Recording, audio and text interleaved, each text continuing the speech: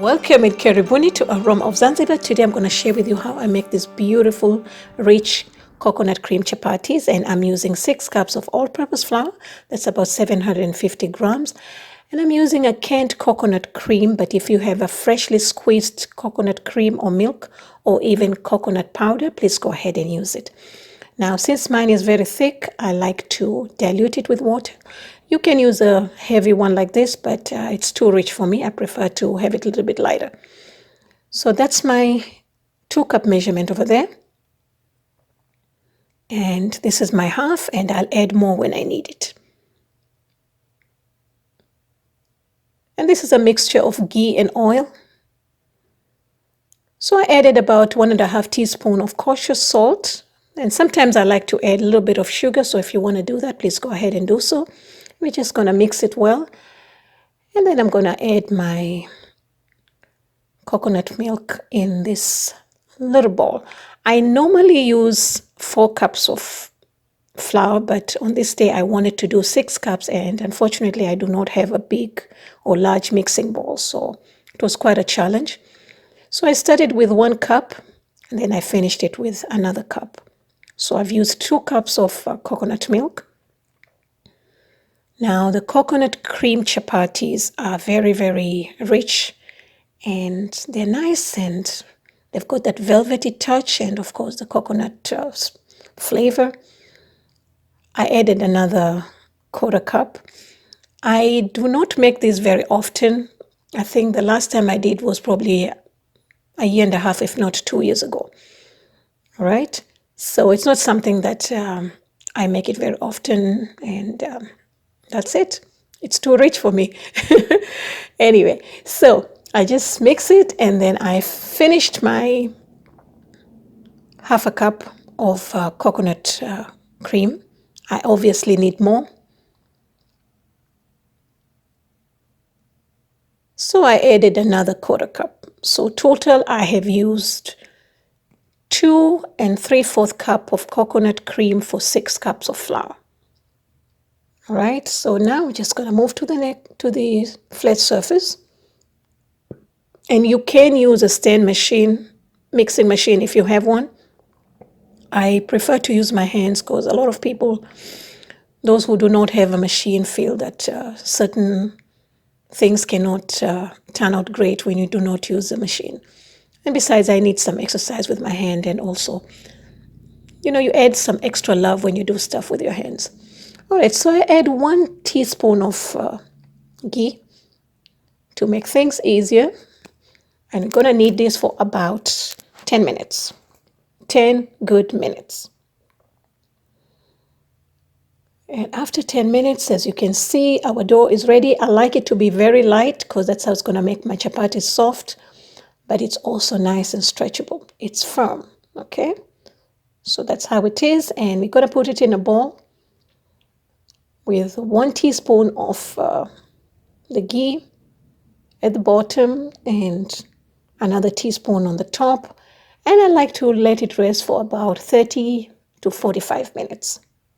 You want those gluten to rest, all right? So after 45 minutes, look at this. This is so beautiful and silky. Look at it, how nice it is. So I divided this into 8 portions. You can do 10 if you want to. It depends on the thickness of your chapatis, how you want them to be.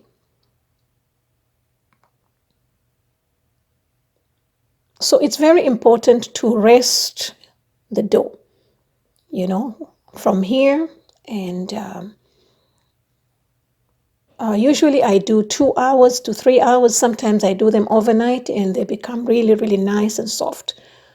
All right, so make a nice bowl and then finish. And then now we're going to start creating those famous layers. I'm very simple. I use 2 methods, and I've shared one method in my earlier video.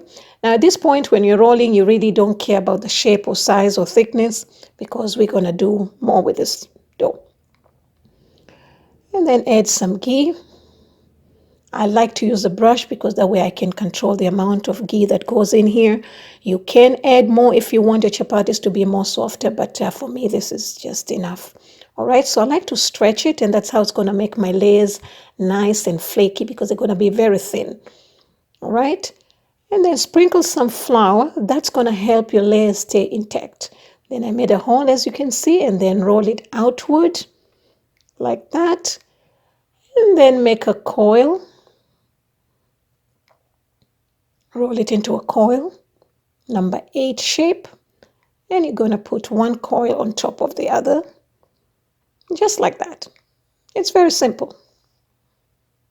I'm a very simple person. So for my second method that I want to share with you, I do this sometime when I have enough time in my hand. Going to roll it again, and then add some ghee, and stretch it again. Now, if your dough is well knit, it will stretch like this. All right, so you see how nice and thin? Then we're going to sprinkle the flour again. Then I'm going to hold it on both ends, just like that, and make a simple fold, very light, and then just make another coil just like that. And it's very simple. Now we're going to cover it and let it rest for at least an hour.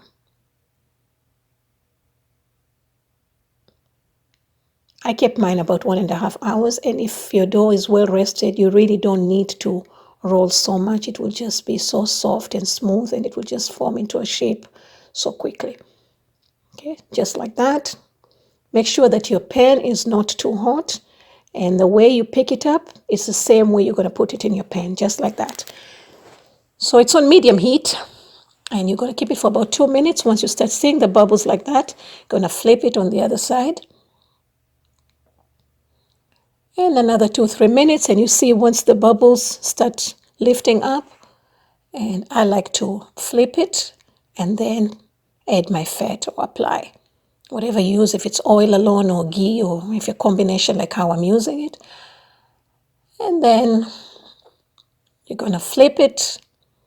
You can use a spatula or anything like this to press it down so that it cooks, and it also makes that nice, beautiful golden color. You can use a kitchen paper towel or a cloth, just like that, how I'm doing it. And at this point, make sure that your heat is on medium high, not too high. And that's it. As you can see, it's so beautiful. And now when I flip it over, I like to keep my heat on low because I want it to cook without drying. When you cook on high heat, your chapatis will become very dry. All right, so you see how beautiful they are? And while they're still hot, you're going to smash them like that.